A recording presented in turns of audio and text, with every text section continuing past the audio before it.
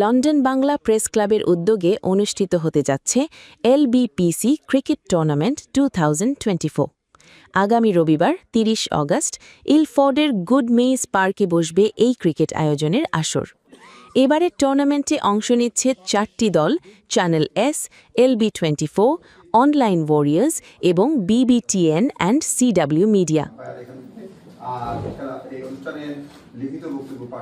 Match পরিচালনা ও game ম্যানেজমেন্টের দায়িত্বে থাকবে রমফোর্ড রাইডার্স। টুর্নামেন্টের চ্যাম্পিয়ন দল পাবে ট্রফি ও 500 পাউন্ড, আর রানার্স আপ দল পাবে ট্রফি ও 250 পাউন্ড নগদ পুরস্কার। পাশাপাশি থাকবে সর্বোচ্চ রান সংগ্রাহক, সর্বোচ্চ উইকেট শিকারী ও ফাইনালের ম্যান অব দ্য ম্যাচ পুরস্কার। এই আয়োজনের মূল লক্ষ্য শুধু প্রতিযোগিতা নয়, ক্রিকেটের মাধ্যমে লন্ডনের বাংলা গণমাধ্যমের সদস্যদের মধ্যে বন্ধুত্ব, ঐক্য, যোগাযোগ ও দলগত সহযোগিতা আরও শক্তিশালী করা।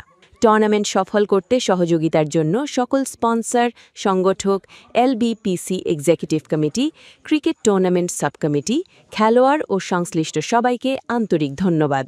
আমরা খুবই আনন্দিত যে বাৎসরিক এই টুর্নামেন্টে প্রেস ক্লাবের সদস্যরা অংশগ্রহণের মাধ্যমে তাদের লেখার পাশাপাশি খেলাধুলায় যে তাদের পারফরমেন্স সেটা দেখাবে।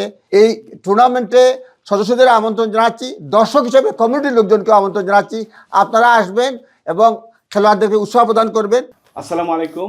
30 আগস্ট লন্ডন বাংলা প্রেস ক্লাবের পক্ষ থেকে যে ক্রিকেট টুর্নামেন্ট অনুষ্ঠিত হতে যাচ্ছে, অত্যন্ত একটি উৎসবমুখর একটি পরিবেশে হবে। আমরা আজকে প্রেস ব্রিফিং করেছি এবং আমরা 4টি দল এবার অংশগ্রহণ করছে।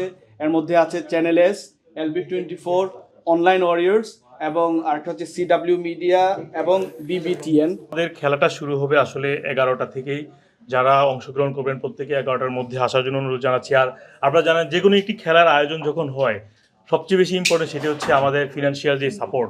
আমি ধন্যবাদ জানাতে চাই যারা আমাদেরকে এই খেলায় সহযোগিতা করেছেন। আমি যদি নামগুলো বলি, সেটি হচ্ছে Excel Tutors, Food Bazaar, Killer Williams, Feast and Mishti, Print Lab. আর আমাদেরকে সাপোর্ট দিচ্ছে, মানে স্পোর্টসে যেই টেকনিক্যাল সাপোর্টগুলো দিচ্ছে, একটা হচ্ছে রমফোর্ড রাইডার আর হচ্ছে একতা, তারা আমাদেরকে মাঠ দিয়ে সহায়তা করেছে। তাদেরকে অসংখ্য ধন্যবাদ জানাচ্ছি।